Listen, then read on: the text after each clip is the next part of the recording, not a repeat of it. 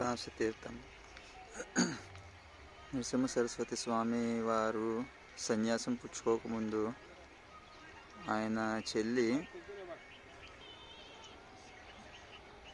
ఆయన దర్శించుకున్నప్పుడు తనని కూడా ఉద్ధరించమని వేడుకుంటే ఆయన చెప్తారనమాట, నువ్వు పూర్వజన్మల్లో కొన్ని పాపాలు చేసావమ్మా, ఒక 5 పిల్లల్ని తెలియకుండా కుండలో పెట్టేసి దాన్ని స్టవ్ మీద పెట్టేసావు, అలా చనిపోతాయి.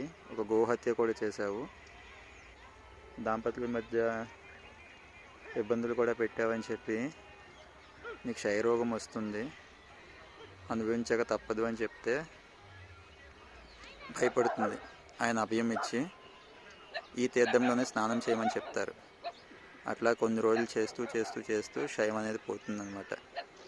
ఆ రకంగా ఇంకో మాట కూడా చెప్తారు, ఆడవాళ్ళకి తరించడానికి భర్త సేవ ఒకటి సరిపోతుంది అని చెప్పి ప్రత్యేకంగా ఏ పూజలు పునస్కారాలు గొప్పగా చేయాల్సిన లేదు, పతియే పరమేశ్వరుడు అన్న భావంతో ఆయన సేవించుకుంటే తరించవచ్చు అని చెప్పి అభయం ఇస్తారనమాట. అది దీని వెనుకున్న స్టోరీ. జై గురుదత్త.